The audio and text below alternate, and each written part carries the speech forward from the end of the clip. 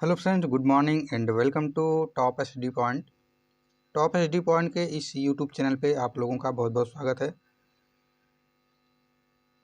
आज है 18 जनवरी 2023 और 18 जनवरी 2023 के इम्पोर्टेंट करंट अफेयर के साथ मैं फिर से हाजिर हूँ। कुछ टेक्निकल इशू होने के कारण पिछला वीडियो मैं नहीं दे पाया, उसके लिए माफ़ी चाहता हूँ।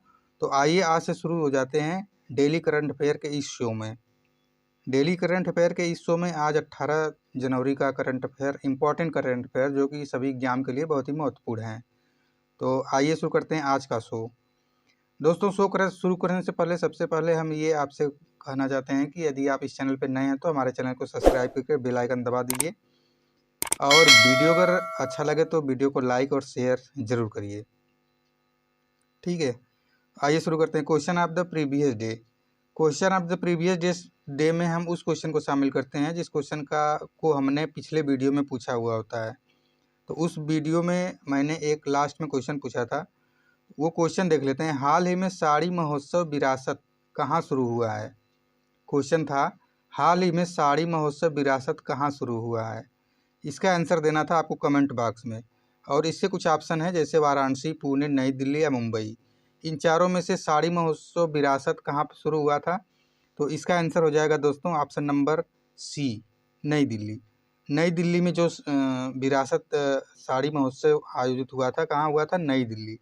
अब ये साड़ी विरासत महोत्सव क्या है? विरासत महोत्सव भारत में साड़ी का एक महोत्सव जो कि पारंपरिक साड़ियों को प्रोत्साहित करता है, ठीक है, एवं एक मंच प्रदान करता है जहां पारंपरिक बुनकर साड़ियों की दस्तकारी और किस्मों को प्रदर्शन कर विक्रय करते हैं। मतलब अनेक अनेक प्रकार के साड़ियों का जो एक मंच बनाया जाता है, उस मंच पे सारे बुनकर उपस्थित होते हैं, अपने अपने साड़ियों का प्रदर्शन करते हैं और वहाँ से खरीदारी लेन देन करते हैं। तो ये साड़ी महोत्सव विरासत कहाँ शुरू हुआ? नई दिल्ली में। साड़ी महोत्सव विरासत का आयोजन कपड़ा मंत्रालय के द्वारा किया गया, यह ध्यान रखिएगा आप लोग। साड़ी महोत्सव विरासत का दूसरा चरण भारत की 75 हाथ से बुनी साड़ियों का उत्सव 3 से 7 जनवरी, कितना से? 3 से 17 जनवरी 2023 में 23 के बीच हथकरघा हाट कहाँ पे है? ये नई दिल्ली में है। हथकरघा हाट जो जनपद नई दिल्ली में प्रारंभ किया गया, तो ये ध्यान रखिएगा आप लोग। आज का आज का इम्पोर्टेंट क्वेश्चन है क्वेश्चन नंबर 1। हाल ही में कौन सा देश पोखरा रीजनल इंटरनेशनल एयरपोर्ट का उद्घाटन किया है? इसमें भारत है, श्रीलंका है, नेपाल है या पाकिस्तान है? इसमें से कौन सा देश है जिसने पोखरा रीजनल इंटरनेशनल एयरपोर्ट का उद्घाटन किया है? तो इसका आंसर आपको बताना है। तो इसका आंसर हो जाएगा option number C, Nepal. Nepal देश ने क्या किया है? पोखरा रीजनल इंटरनेशनल एयरपोर्ट का उद्घाटन किया है। ये ध्यान रखिएगा आप लोग, ठीक है। अब ये नेपाल के बारे में थोड़ा सा देख लेते हैं। नेपाल क्या है? एक बहुत खूबसूरत दक्षिण एशियाई स्थल रूढ़ राष्ट्र है। नेपाल के उत्तर में कौन सा देश है? चीन। नेपाल के उत्तर में कौन सा देश स्थित है? चीन। और स्वायत्त शासी प्रदेश तिब्बत है। और दक्षिण में कौन है? दक्षिण पूर्व एवं पश्चिम में भारत अवस्थित है, ठीक है। दक्षिण पूर्व और पश्चिम में कौन सा देश अवस्थित है? भारत है। और उत्तर में कौन सा देश है? चीन है, ठीक है। ये भी ध्यान रखिएगा आप लोग। नेपाल की राजधानी कहाँ है? काठमांडू है। और नेपाल का सबसे बड़ा शहर भी काठमांडू है। यहाँ के राष्ट्रपति कौन है? विद्या देवी भंडारी। और यहाँ का मुद्रा क्या है? रुपया। ये ध्यान रखिएगा आप लोग, ठीक है। अगला क्वेश्चन देखते हैं, क्वेश्चन नंबर 2। क्वेश्चन नंबर 2 है, हाल ही में किस राज्य में दिसंबर 2022 में सबसे ज़्यादा बेरोजगारी दर्ज की गई है? भारत में सबसे ज़्यादा बेरोजगारी दर्ज किस राज्य में किया गया है, ये बताना है आपको। इसमें है उत्तराखंड, हरियाणा, पंजाब और गोवा। तो इन राज्यों में से किसमें बेरोजगारी दर सबसे ज़्यादा दर्ज की गई है? उसका आंसर हो जाएगा option number B, Haryana. Haryana में कितना % बेरोजगारी दर हुआ है? 8.3। पूरा भारत में बेरोजगारी दर क्या है? 8.3 हो गया है। तो जो कि सबसे ज़्यादा हरियाणा राज्य में देखा गया है बेरोजगारी दर, ठीक है। ये ध्यान रखिएगा आप लोग।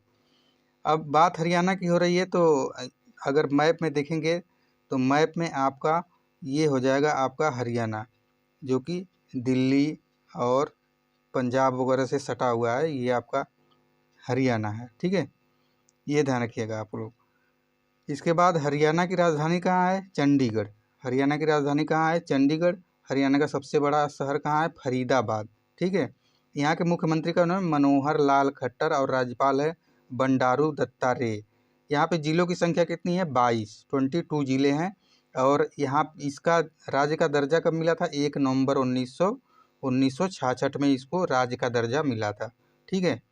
नेक्स्ट क्वेश्चन है क्वेश्चन नंबर 3। क्वेश्चन नंबर 3 है हाल ही में सुनील बाबू का निधन हो गया। वह किस क्षेत्र के प्रसिद्ध हस्ती थे? सुनील बाबू कौन है जिनका हाल ही में निधन हो गया?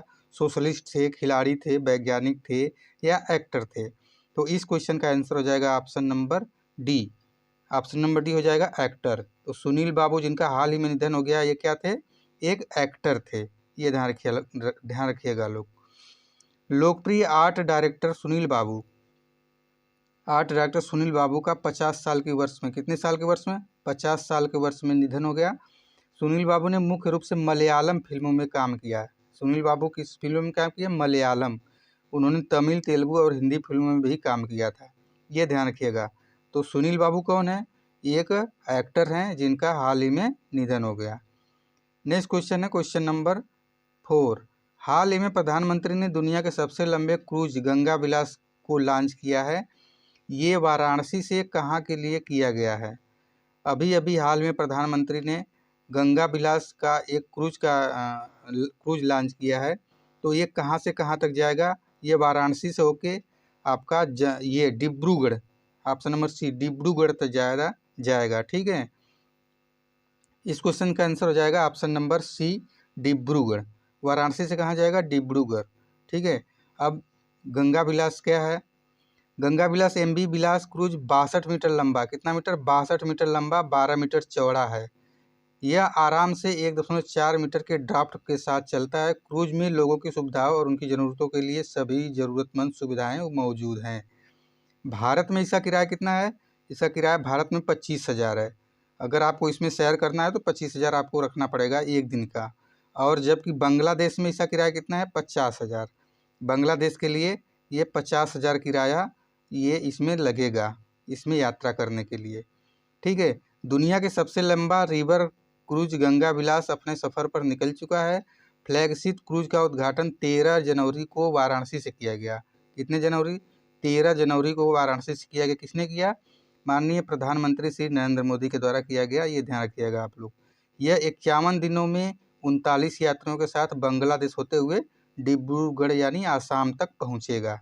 कितना दिनों में? 51 दिनों में। ठीक है। ये है आपका गंगा विलास क्रूज। ये गंगा विलास क्रूज है इतना बड़ा। ये जाएगा 51 दिनों में 39 यात्रियों के साथ वाराणसी से डिब्रूगढ़ तक। ठीक है।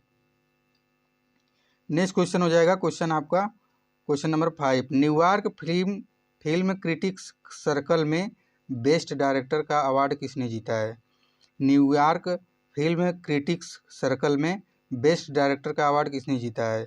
इसमें ऑप्शन ए दिया है दोस्तों Lalit Sethi, option B Nalit Negi, option C SS Rajamouli और अंजनी कुमार। तो इस क्वेश्चन का आंसर हो जाएगा option number C, SS Rajamouli ने क्या जीता है? न्यूयॉर्क में फिल्म क्रिटिक्स सर्कल में बेस्ट डायरेक्टर का अवार्ड जीता है। ये ध्यान रखिएगा आप लोग। राजामौली अपने परिवार के सदस्यों के साथ इस कार्यक्रम में पहुंचे। उनका फिल्म RR, जो RR अभी फिल्म आई थी, उससे क्या है? ये डायरेक्टर है। में 2 गोल्डन ग्लोब नामांकन प्राप्त हुआ है। SS राजामौली जूनियर NTR तथा रामचरण अभिनीत अपनी पसंदीदा फिल्म RR के साथ इतिहास रच रहे हैं। इस फिल्म ने पश्चिम देशों में कई अवार्ड जीते। जो RR नाम की फिल्म है, इसके डायरेक्टर कौन है? SS राजामौली, जिन्होंने क्या जीता है? न्यूयॉर्क फिल्म क्रिटिक्स सर्कल में बेस्ट डायरेक्टर का अवार्ड जीता है। ये ध्यान रखिएगा आप लोग। ठीक है। अगला क्वेश्चन है क्वेश्चन नंबर 6। हाल ही में जल्लीकट्टू 2023 समारोह कहाँ शुरू हुआ? जल्लीकट्टू 2023 का समारोह कहाँ शुरू हुआ? ये कहाँ का समारोह है? तो जल्लीकट्टू 2023 समारोह ये आपका तमिलनाडु का है। ये तमिलनाडु में शुरू हुआ था। तो इसका आंसर हो जाएगा ऑप्शन नंबर ए। अब ये जल्लीकट्टू समारोह क्या है? तमिलनाडु जल्लीकट्टू समारोह के ग्रामीण इलाकों का एक परंपरागत खेल है जो पोंगल त्यौहार पर आयोजित किया जाता है। ठीक है। और जिसमें बैलों से इंसानों की लड़ाई कराई जाती है। जल्लीकट्टू को तमिलनाडु के गौरव और संस्कृति का प्रतीक माना जाता है। ये 2000 साल पुराना खेल है जो उनकी संस्कृति से जुड़ा है। तो ये जल्लीकट्टू जो समारोह है, त्यौहार है, ये तमिलनाडु राज्य में मनाया जाता है और अभी अभी हाल में ही मनाया गया था। ठीक है, अब बात तमिलनाडु की हो रही है तो इसकी स्थापना हुई थी 26 जनवरी 1950। इसकी राजधानी चेन्नई है। तमिलनाडु की राजधानी चेन्नई है। राज्यपाल कौन है? रविंद्र नारायण रवि। और मुख्यमंत्री कौन है? MK Stalin. तमिलनाडु में जिलों की संख्या कितनी है दोस्तों? 38 जिले हैं तमिलनाडु में। ठीक है, अब इसको अगर मैप में देखना चाहेंगे तो ये आपका इधर है नीचे तमिलनाडु, सबसे नीचे ये आपका है तमिलनाडु, ये तमिलनाडु। ठीक है, तमिलनाडु। तो अगला क्वेश्चन आपका हो जाएगा क्वेश्चन नंबर 7। दोस्तों अगर वीडियो अच्छा लग रहा है तो प्लीज़ इसे लाइक और शेयर जरूर करिए और हमारे चैनल को सब्सक्राइब कर लीजिए ताकि हम जब भी इस टाइप की वीडियो अपलोड करें तो इसकी सूचना आपको सबसे पहले मिले। तो क्वेश्चन नंबर 7 क्या है? कौन सा देश अपने 75वें स्वतंत्रता दिवस पर भारत के पहले प्रधानमंत्री PM जवाहरलाल नेहरू के चित्र सहित डाक टिकट जारी करेगा? कौन सा देश है जो अपने पहले प्रधानमंत्री श्री जवाहरलाल नेहरू के नाम से डाक टिकट जारी करेगा? और कौन सा देश है ये बताना है आपको। तो इसका आंसर हो जाएगा option number C, Sri Lanka. Sri Lanka ने क्या किया है? भारत के प्रधानमंत्री जवाहरलाल नेहरू के नाम से एक डाक टिकट जारी करेगा। कब? अपने 75वें स्वतंत्रता दिवस पर। ठीक है, यह जानकारी कहाँ से मिली है? यह जानकारी श्रीलंका के राष्ट्रपति के मीडिया प्रभाग द्वारा एक प्रेस विज्ञप्ति में दी गई है। राष्ट्रीय स्वतंत्रता दिवस समारोह का मुख्य समारोह 4 फरवरी का इनका 75वां स्वतंत्रता दिवस है। उस दिवस पे ये भारत के पहले प्रधानमंत्री पंडित जवाहरलाल नेहरू के नाम से एक डाक टिकट जारी करेंगे। ठीक है, तो राष्ट्रपति रानिल विक्रमसिंघे, यहाँ के राष्ट्रपति कौन है? राष्ट्रपति रानिल विक्रमसिंघे और प्रधानमंत्री दिनेश गुणवर्धन की उपस्थिति में ये टिकट लॉन्च किया जाएगा, ये ध्यान रखिएगा आप लोग। नेक्स्ट क्वेश्चन है क्वेश्चन नंबर 8। क्वेश्चन नंबर 8 है, किस सार्वजनिक क्षेत्र के बैंक ने किसान पुष्पक योजना के तहत गरुड़ एरोस्पेस के साथ भागीदारी की है? किस सार्वजनिक क्षेत्र के बैंक ने किसान पुष्पक योजना के तहत गरुड़ एरोस्पेस के साथ भागीदारी की है? इसमें ऑप्शन में दिया है state bank, union bank, reserve bank of India और ICICI बैंक। तो इस क्वेश्चन का आंसर हो जाएगा दोस्तों union bank. Option number B, UBI ने एक किसान पुष्पक योजना के तहत एक गरुड़ एरोस्पेस के साथ भागीदारी की है। ठीक है, ये ध्यान रखिएगा आप लोग। अब ये चीज़ क्या है? चेन्नई स्थित एक ड्रोन कंपनी, एक गरुड़ एरोस्पेस क्या है? एक ड्रोन कंपनी है। इसने किसान पुष्पक योजना के तहत 150 गरुड़ कृषि किसान ड्रोन का वित्तपोषण के लिए यूनियन बैंक ऑफ इंडिया के साथ भागीदारी की है, ध्यान रखिएगा आप लोग। अब बात यूनियन बैंक की हो रही थी। यूनियन बैंक के फाउंडर कौन है? सेठ सीताराम पोद्दार। और ये कब फाउंड किया गया? वो 11 नवंबर 1919 को। इसका मुख्यालय कहाँ है? मुंबई। और अध्यक्ष कौन है? माविला विश्वनाथ नायर, ये ध्यान रखिएगा आप लोग। अगला क्वेश्चन है क्वेश्चन नंबर 9। किस कंपनी ने हाल ही में वुमेन IPL के मीडिया राइट्स हासिल किए हैं? किस कंपनी ने हाल ही में वीमेन IPL के मीडिया राइट्स हासिल किए हैं? इस क्वेश्चन का आंसर हो जाएगा ऑप्शन नंबर D, वाईकॉन 18। वाईकॉन 18 जो कंपनी है उसने क्या हासिल किया है? वीमेन IPL के मीडिया राइट्स को हासिल किया है। और इसमें ऑप्शन है PTM, गूगल, भीम ऐप, जबकि ऑप्शन नंबर D सही होगा। ठीक है, वाईकॉन 951 करोड़ रुपए के अगले वर्ष मतलब 2023 से 27 के बीच women IPL media rights TV और डिजिटल हासिल कर ली हैं, जिसकी प्रति मैच 7.09 करोड़ रुपए है। ये टीवी का एक चैनल है वाईकॉन ने इस टाइप का जो वीमेंस IPL मीडिया का राइट्स हासिल किया है। इसके संस्थापक कौन है? इसके संस्थापक हैं रिलायंस इंडिया लिमिटेड के मुख्य सचिव। और मुख्यालय कहाँ है? मुंबई। इसके प्रमुख कौन है? राघव बहल। ठीक है, ये ध्यान रखिएगा आप लोग। अगला क्वेश्चन है क्वेश्चन नंबर 10। क्वेश्चन नंबर 10 है, किसे हाल ही में आर्मेनिया में भारत के अगले राजदूत के रूप में नियुक्त किया गया है? किसे हाल ही में भारत के आर्मेनिया में भारत के अगले राजदूत के रूप में नियुक्त किया गया है? इसमें ऑप्शन एक है, option A Arindam Bagchi, option B है सीबी